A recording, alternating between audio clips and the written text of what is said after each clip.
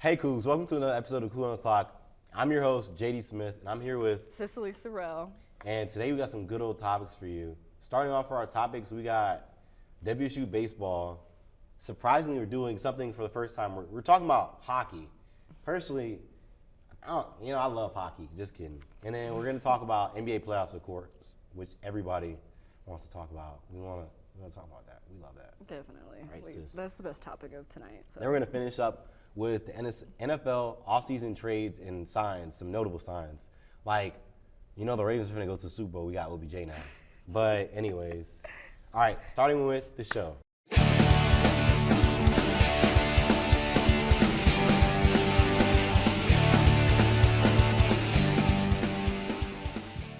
Our first topic is WSU Baseball. So we're coming off a win against Seattle U, which was 11-2 win that we played great there. And we just need to keep up the pace. That was an away game, and I'm pretty glad we won that. But we did lose a triple header from April 6th through the 8th to ASU, and they are ranked 16th in the nation, and then they are sitting atop of the Pac-12 at 10-2 in conference and 24-9 overall. So even though we didn't even lose that bad. We lost 5-6, 2-6, and then 1-4. Actually, that kind of sounds a little bad. That kind of sounds a little bad, but they're a very good team, and so I'll take the losses for what it's worth. But coming up on next game, tomorrow we start our triple header against Arizona. They are currently ranked they're ninth ranked while we're ranked 8th. So I think this could be a good triple header matchup because we're sitting at 5-9 right now, and they're sitting at 5-10 in the conference, and we are 19-12 overall, and they are 17-13. Any hopes or dreams of what you think could happen for the game? I think it's going to be a very fun matchup. I mean, we're right next to each other in record. I think it should be competitive, and we'll see what happens. That's pretty good. Looking at our batting averages, we need to hit a little bit better. We need to hit like we did against Seattle, which I think we can do. I think we either going to go for the full sweep, or I think we drop one game against them. But this is a pretty important game because we are sitting at the lower half of the Pac-12 right now, and we're getting into the time of where everything is starting to matter a little bit more. So I think that's a good one. But past that, we go in and we can go back to Gonzaga to play for the very first time. Actually, I'm joking. For the second time, we lost to them previously. So hopefully, I'm saying we can build some momentum up after this one-game win streak we have. Realistically, we win that. We 4-game win streak. We ride a 4-game win streak to go to Gonzaga and Spokane, and we see what we can do against our little brothers in Spokane. So I think that will wrap up our baseball segment. So love you, baseball fans. Yay. Tell me about them batting averages later. Next, we have NHL Playoffs.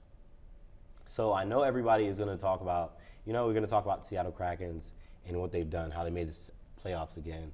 But they do face the Dallas Stars. Though the Dallas Stars aren't at the top to win the Stanley Cup, they are a good team that we're going to face. So I don't know how that series is going to go. I say we can win. We get away with 2 wins. Well, I'm not even a Seattle fan, honestly. I'll say it though. We get away with 2 wins and maybe drop one. You think how do you think we'll fare against the Dallas Stars? I think whatever's going to happen is going to happen. I personally don't watch hockey, but whoever wins is going to win. The Stars are sitting at 47 wins and 21 losses, which is very good. And Krakens are at 46 and 27. So realistically, we have a very good record against them. We're faring very good, but we're not in the odds to win it all. So with that being said, I think we might put up a good fight, but I don't know if we're going to go too far. Because even after we possibly win that, we're either going to face the Colorado Avalanche or another really good team, like the Wild, the Minnesota Wild, which is another good team. So I don't know. Minnesota Wild are 46-25, and the Avalanche are 50-24. So those are the top 3 teams in the Western, not the Western Conference, but the Central Division. So those are the top 3 teams. So if we end up beating the Stars at the top of the Central Division, we'll have to end up playing the second best team or the third best team, while we're sitting at, I think we're at 4th. We're the 4th, which isn't bad. No, it's but not bad.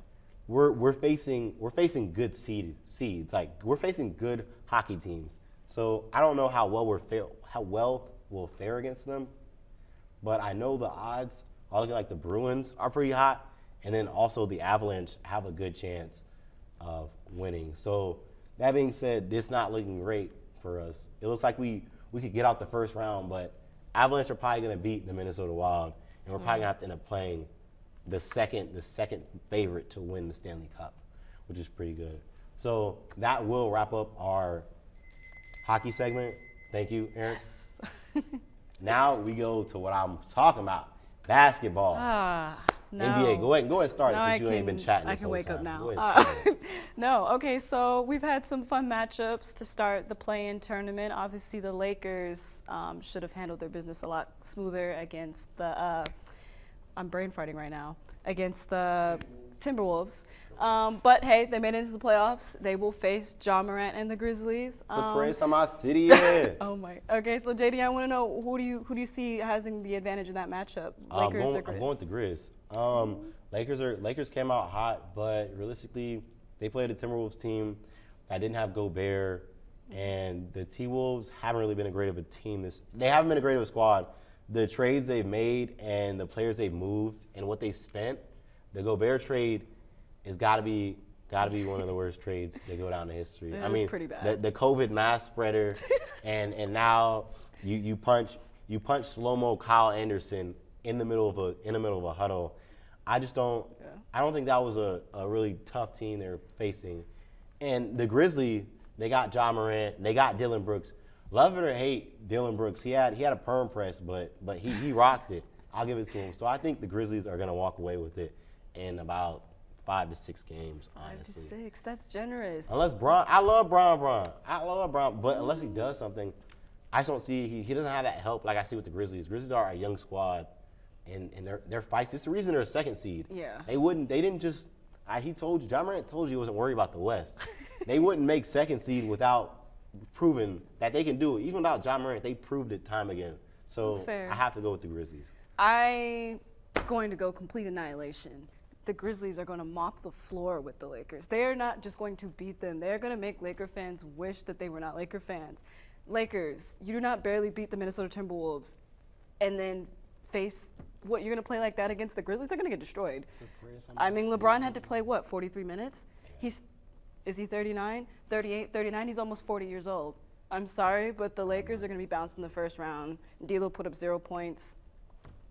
They traded for him. And Anthony Davis.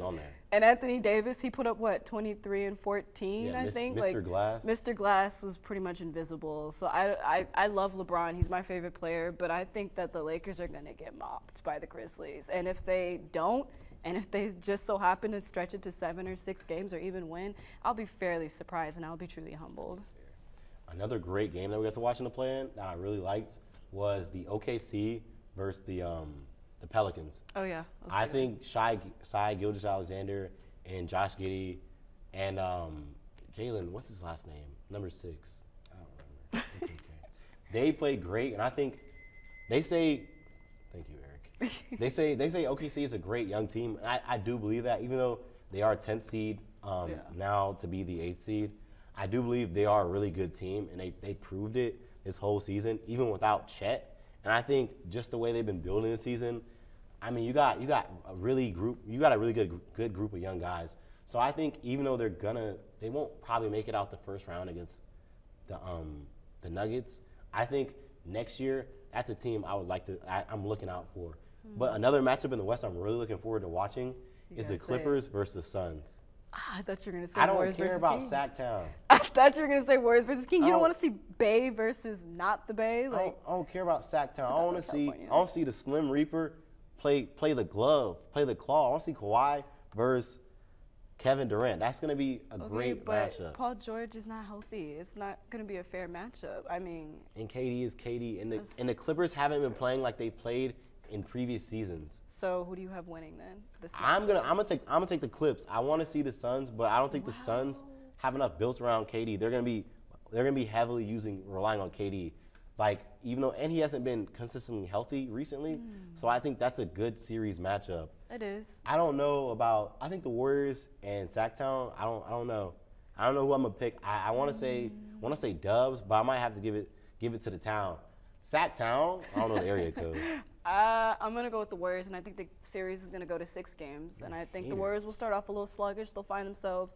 Klay Thompson's hit his stride toward the end of the season. He's shooting, 39% from 3, and he's only getting warmed up. Stephen Curry's in MVP form. Draymond, I really don't like praising. I really don't like praising the Warriors. They're forcing me to do this. Draymond Green's already in postseason form, loud, whether he's hitting teammates or getting stops on the defensive end. I see the Warriors winning this series with a solid 6 games. But Mike Brown, he's a solid coach, and he's really turned their program around. I would not be surprised if we do get an upset and, the Bay ends up losing to Sacktown. I wouldn't be mad at that, honestly. Good take. And then for the East, a good matchup I want to see. Not a good matchup, but a team I want to see is the Celtics. Jaylen Brown. I don't know if they don't win another championship, if they don't consistently get a championship. There's been rumors of him getting traded. He's always brought up in the trading block, and he's a huge core to the team. Honestly, he showed up a little bit more recently in big games and in big series than Jason Tatum has. He has. I will say that. I think I'll give you that. That is a really huge, valuable asset. And I think I don't know if they might win the championship. I want to see him. I want to see him walk. I want to see him go to another team. I want to see him go to the Nets. I want to see him go to another real good core young team and build off that and have a good run. And they could turn, because Nets are like the more improved OKC version. With their trading, they got young players, Mikal Bridges, and they got a few other returning players. They got some good young stars that could do some good damage. Same thing with the Cavs also. That's another good young team with Donovan Mitchell. But anyways, who you got winning the ship?